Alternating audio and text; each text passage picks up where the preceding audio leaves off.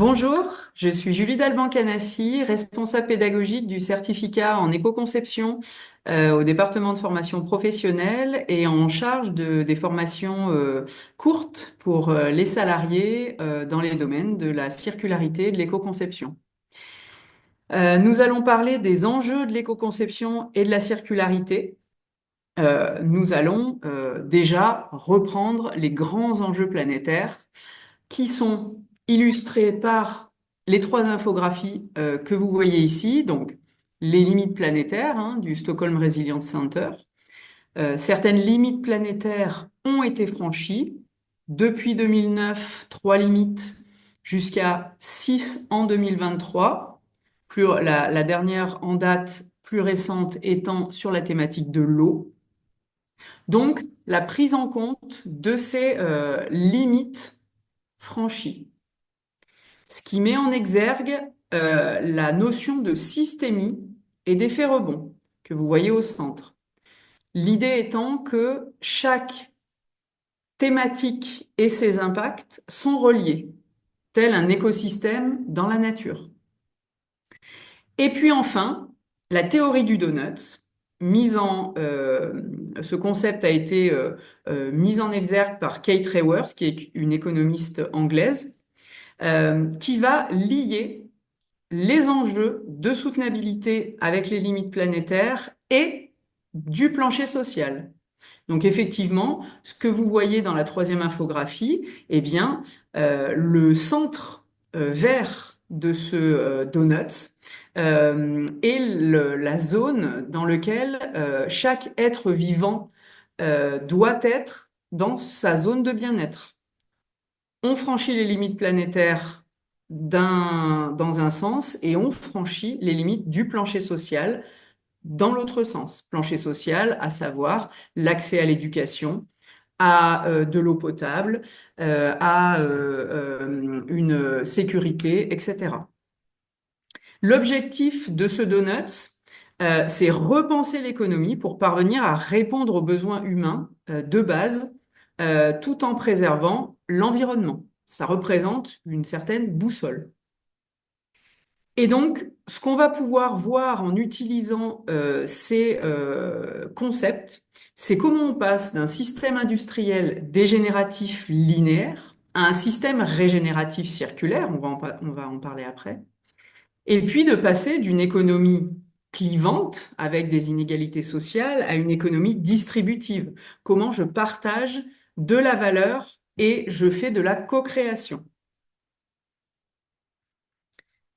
C'est pour cela qu'on amène les concepts de circularité et d'éco-conception, puisqu'on a, donc cette fois-ci de droite vers la gauche, une réelle notion de changement de paradigme. Donc, on passe d'une économie linéaire à une économie circulaire, avec des notions court-termistes à des notions et des visées long terme, de compétition à des notions de collaboration, et puis le fait d'être dans une économie extractiviste à une économie circulaire et régénérative. Au milieu, vous avez ce qui nous permet d'introduire le concept d'économie circulaire avec 7 piliers. Et parmi ces 7 piliers, vous avez le pilier de l'éco-conception. L'éco-conception fait donc partie des concepts de l'économie circulaire. Et l'éco-conception, c'est bien une approche qui permet de concevoir des produits et des services plus respectueux de l'environnement tout en prenant en compte les attentes de vos clients et de vos parties prenantes. Donc, on est bien sur la prise en compte des impacts environnementaux de mon produit, de mon service, de mon système, tout au long de son cycle de vie, depuis la conception, le choix des matières premières, les transports, la fabrication, etc., jusqu'à la fin de vie de mon produit. Donc, une présentation de nos formations en lien avec ces thématiques. Donc, vous avez une première formation qui est une formation courte, analyse de cycle de vie, qui est un des outils qui permet d'alimenter une démarche d'éco-conception. Vous avez les objectifs de cette formation qui vont être de comprendre ces concepts, d'être capable d'identifier et de quantifier les impacts environnementaux au moyen de ces outils, et modèles. Et puis, qu'est-ce qu'on en fait en entreprise, bien entendu, hein, de ces analyses? Comment on les exploite, comment on les met en œuvre dans l'entreprise, à quoi ça nous sert et comment on va avoir une valeur ajoutée grâce à cela. Bien entendu, je le répète qu'une fois, mais toutes les formations que vous allez voir ici sont vraiment basées sur un mix entre de la théorie, de la pratique, des travaux pratiques, un mélange d'études de cas, d'apports théoriques par les enseignants-chercheurs de Grenoble INP, des experts externes. Et puis, bien entendu, le fait que ces formations soient extrêmement dynamiques.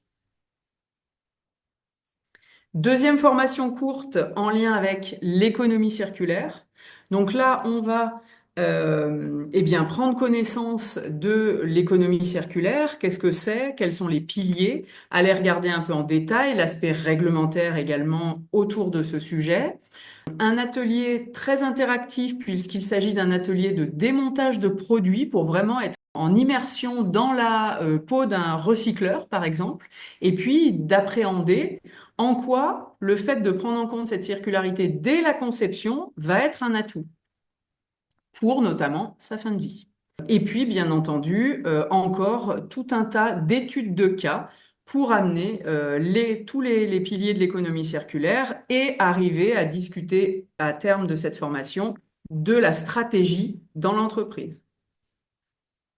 Et puis, pour finir, le certificat de compétence en éco-conception, qui est un format plus long, qui est un format certifiant. Les formations courtes étaient sur un modèle de 2 jours, vous avez pu le voir. Ici, on est sur un rythme de 2 jours par mois pendant 10 mois pour certifier des compétences. Et ici, le certificat va vraiment vous faire explorer une démarche d'éco-conception de A à Z dans une entreprise.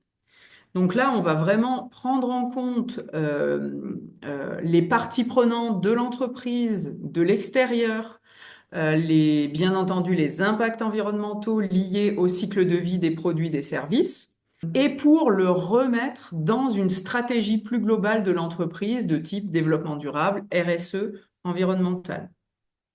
Ici, grâce à ce certificat, vous allez vraiment pouvoir explorer la démarche d'éco-conception vraiment dans sa totalité, comment je communique aussi sur ces sujets, avec qui j'interagis, comment je conduis le changement aussi de ces thématiques au sein d'une entreprise.